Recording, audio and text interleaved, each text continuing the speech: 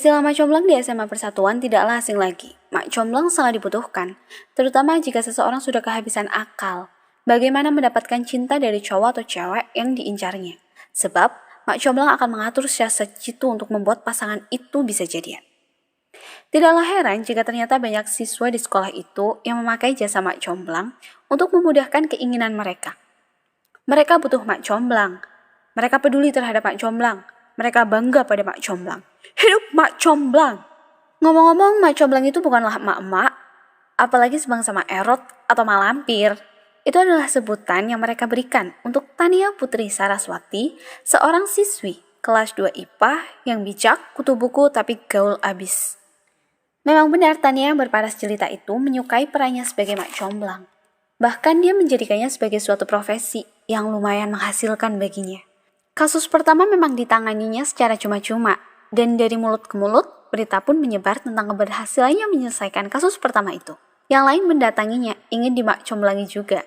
Dan setelah berhasil, mereka menanyakan apa yang Tania sukai, sebagai tanda terima kasih kepada gadis itu. Karena Tania suka buku, dan harga buku di zaman sekarang melambung tinggi. Ia pun minta dibayarnya saja dengan membelikan buku-buku terbaru yang ia sukai bagi klien yang cukup tajir. Kalau kliennya menderita kanker alias kantong kering, cukup membayarinya menyewa buku di kios penyewaan langganannya. Hal ini membuatnya cukup terbantu, betapa enggak harga buku dari yang termurah sekarang sudah 20.000. Apalagi yang tebal, bisa di atas 50.000. Kalau ada yang membayari dia, tentulah dia tidak perlu merepotkan orang tuanya untuk memuaskan kebutuhannya akan buku-buku bacaan. Karena itulah, dia sangat menikmati profesinya sebagai mak comblang jempolan. Tania menyebutnya sebagai profesi, karena baginya itu merupakan pekerjaan sampingan yang juga menghasilkan. Meskipun demikian, belajar tetaplah merupakan prioritas utamanya. Walau piawai dalam menyelesaikan kasus-kasus cinta yang sukar, Tania sendiri tidak pernah jatuh cinta. Ia menganggap cinta tak lebih dari reaksi kimia yang terjadi antara dua lawan jenis, itu saja. Ia tak mau membiarkan dirinya terjebak dalam cinta atau bahkan jatuh cinta. Kita perlu berhati-hati dengan apa yang kita ucapkan dan apa yang kita lakukan. Seperti halnya si cantik Tania yang selalu mengklaim bahwa dirinya tidak akan pernah jatuh cinta sama siapapun. Seperti sebuah peribahasa berkata, sepandai-pandainya tupai melompat, lebih pandai sang kodok. Salah ding. Suatu saat bisa kejeblos juga. Malam itu sekitar pukul 7 terlihat sepasang siswa-siswi di halaman SMA Persatuan. Mereka belum pulang karena baru saja selesai mengikuti rapat OSIS yang cukup penting hingga baru kelar malam hari begini. Ceweknya bernama Andin. Ia terlihat terburu-buru sedangkan di belakangnya Tono mengejar.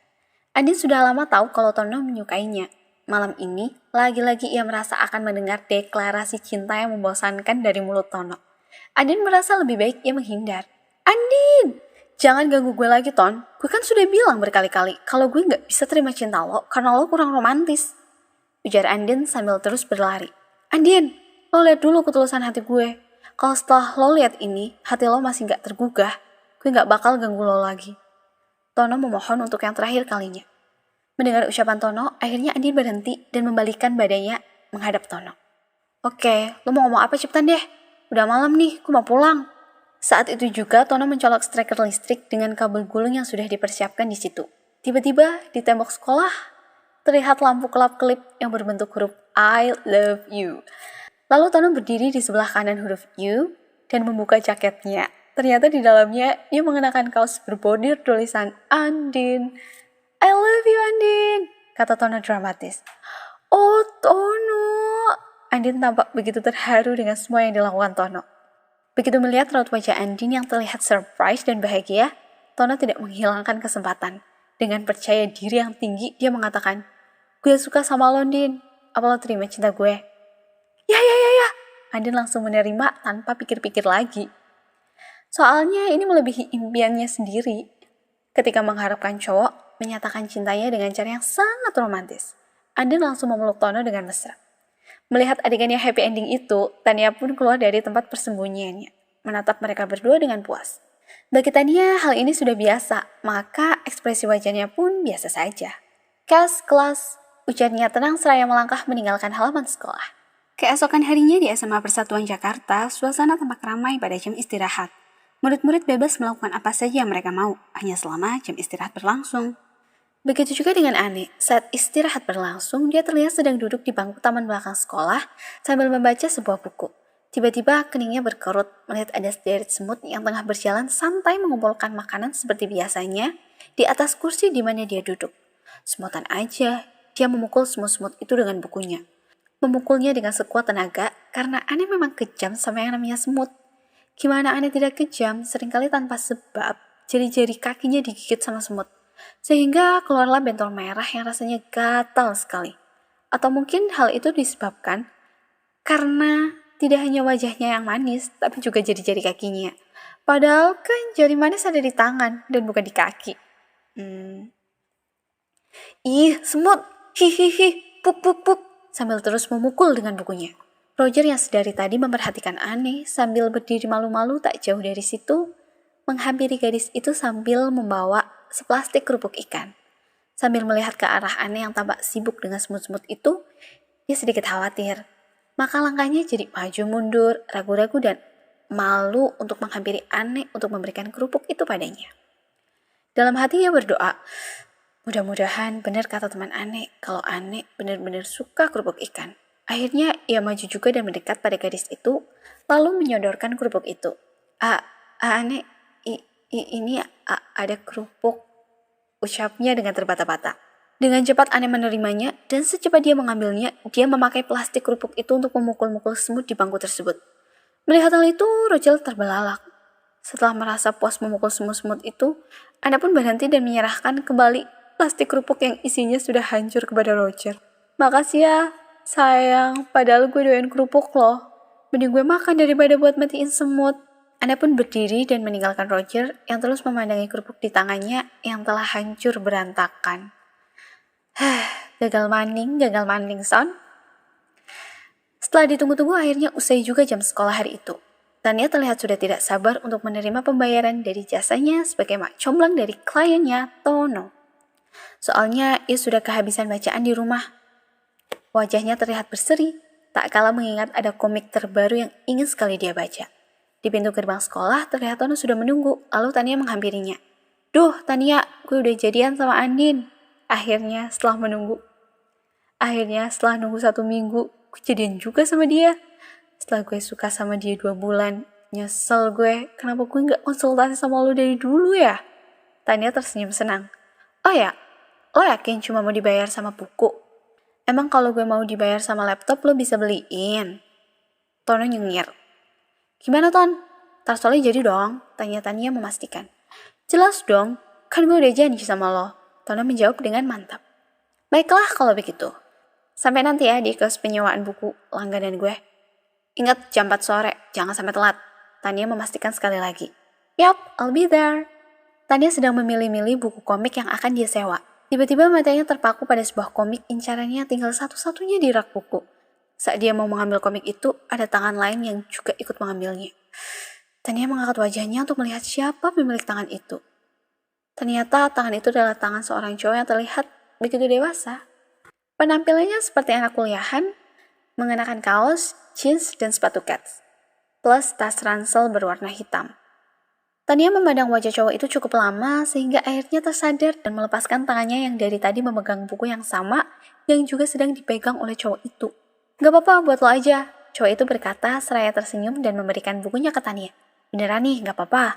Ini tinggal 1 loh. Tanya Tania memastikan. Cowok itu mengangguk, tanda yakin akan memberikan buku itu untuk Tania. Akhirnya Tania tersenyum penuh ucapan terima kasih. Kemudian cowok itu pun pergi ke bagian buku yang lain. Dari jauh terlihat Tono berlari-lari menghampiri Tania dengan terengah-engah. Tania, sorry Stan. Sorry gue. Belum selesai Tono menjelaskan, Tania sudah memotong. Lagu lama deh, janjinya gak telat loh. Lihat nih jam berapa sekarang? Ujar Tania. Yaudah maaf, tapi kan gue akhirnya tetap ada di sini. Lagian tadi Andin minta diantar dulu, jadi ucapan Tono kembali dipotong. Iya sudah, gue juga tahu deh. Orang yang baru jadian kan maunya nempel terus kayak perangko. Ledek Tania. Tono tersipu malu kayak siput yang kepalanya muncul tenggelam. By the way, semuanya kan berkat loh. Tania mak comblang jempolan gitu lah. Puji Tono tulus. Sudah jangan berisik. Kalau didengar orang kan gak enak tau. Ini gue udah pilih semua buku yang gue mau baca. Tania menyerahkan setumpuk buku ke tangan Tono. Lo yakin? Bayarannya cuma ngebayarin lo sewa nih? Tono ngelirik Tania. Memangnya lo kebanyakan duit apa? Pancing Tania. Mendengar nada Tania yang seperti itu, Tono hanya menggaruk-garuk kepalanya yang tak gatal sambil meringis. Enggak sih, ujarnya. Makanya, gue cuma suruh ngebayarin ini. Kalau lo punya duit, gue bakal minta lo beliin 10 buku yang tebel-tebel. Kalau satu buku 50.000, lo hitung aja tuh, sudah berapa? Ucap Tania sambil terus berjalan menuju kasir. Hehehe, iya deh, Tania emang baik. Puji Tono kembali untuk yang kedua kalinya. Sudah, jangan ngoceh terus, cepet bayar. Tania menarik Tono ke depan kasir. Malam itu di rumah Roger, sepupunya tengah asik membaca buku di ruang tamu. Sepupu Roger bernama Ben, seorang cowok yang keren, berpenampilan cool, yang kini tengah kuliah di Universitas Indonesia, jurusan Ekonomi semester 1. Keluarga Ben tinggal di kota lain, jadi selama kuliah ia menumpang di rumah tantenya, yaitu orang tua Roger. Roger muncul dan bergabung dengannya. Komik baru nih, Roger mengambil sebuah buku di samping Ben. Ben hanya mengangguk. Gimana? Udah lo kasih kerupuk ikannya? Tanya Ben penasaran. Udah dipakai juga. Jawabnya kesal. Kok dipakai? Bukannya dimakan? Tanya Ben semakin penasaran. Dia pakai buat matiin semut. Semutnya mati, kerupuknya hancur. Ujar Roger putus asa. Apa? Gue udah capek-capek beliin kerupuk yang ikannya benar-benar asli. Ternyata cuma buat matiin semut. Gimana sih? Bukannya lo bilang dia paling suka kerupuk ikan? Roger hanya menggeleng-gelengkan kepala. Tanda dia sendiri gak ngerti. Akhirnya Ben tersenyum karena merasa lucu melihat ekspresi Roger yang bingung. Mungkin semua kesalahan terletak pada diri gue. Gue kurang komunikatif, kurang bisa ngungkapin perasaan gue. Sampai ngasih kerupuk aja, dia bisa salah ngerti. Lagian lo apa gak salah milih cewek? Sadis banget matiin semut sampai kerupuknya hancur. Udahlah, lo cari cewek lain aja. Hibur Ben melihat wajah Roger yang sedih. Wajah Roger memelas sambil menerawang. Tapi, gue cuma suka sama dia. Apa ada cewek lain yang bisa gue suka selain dia? Ujarnya lirih, hampir putus asa. Melihat itu, Ben cuma geleng-geleng kepala. Sore hari di waktu santai, tampak Tania sedang berbicara di telepon dengan seseorang, sambil tangannya terus memindah-mindahkan channel TV dengan remote. Seperti biasa, ia sedang memberikan konsultasi via telepon dengan salah seorang kliennya. Lo udah selidiki apa yang dia suka? Coklat. Gampang dong, lo tinggal kasih dia coklat. Beli. Jangan, lo beli coklat balokan. Terus lo buat bentuk hati. Caranya gampang. Tinggal beli cetakan hati, terus coklatnya dilumerin sama air panas. Ya lo tanya nyokap lo deh, pasti bisa. Terus lo pakai coklat putih buat nulis, Dira sayang Mira. Terus lo kasih ke dia, pasti dia kelepek-kelepek. Oke, gue tunggu kabarnya ya. Tania menyudahi pembicaraannya dan meletakkan handphonenya di atas meja. Marita, mamanya Tania, datang dan duduk di samping putrinya. Minta dijomblangin lagi? Tanya Marita. Hah? Jawab Tania singkat. Marita tersenyum. Kok mereka percaya sih sama kamu? Tanya Marita lagi penasaran. Percaya dong, Mak. Kan pasangan yang Tania comblangin selalu jadian. Gak pernah gagal. Makanya mereka ngejulukin Tania Mak Comblang Jempolan. Ucapnya bangga. Terus, kamu cuma minta imbalan dibeliin buku. Sesuai kantongnya, kalau bokeh paling minta disewain aja. Kalau tajir, Tania bakal minta beliin buku yang mahal-mahal. Kan lumayan daripada Tania minta dibeliin terus sama mama. Tania terlihat begitu senang dengan apa yang dia kerjakan. Lalu Marita memeluk bahu anaknya. Dasar anak mama pintar. Terus, kamu sendiri? Kapan pacarannya? Pancing Marita. Gak banget deh. Bayangin aja semua cowok yang minta bantuan sama Tania itu bodoh-bodoh. Naklukin cewek aja mesti minta bantuan orang. Kayaknya Tania gak bakal deh jatuh cinta sama makhluk yang namanya cowok. Ujarnya sinis. Kamu belum ketemu sih. Coba aja kalau udah ketemu cowok yang kamu cinta. Nanti juga kamu yang kelepek-kelepek. Marita membelai rambut Tania. Tania cuma merengut sambil menyuap sepotong buah yang ada di atas meja.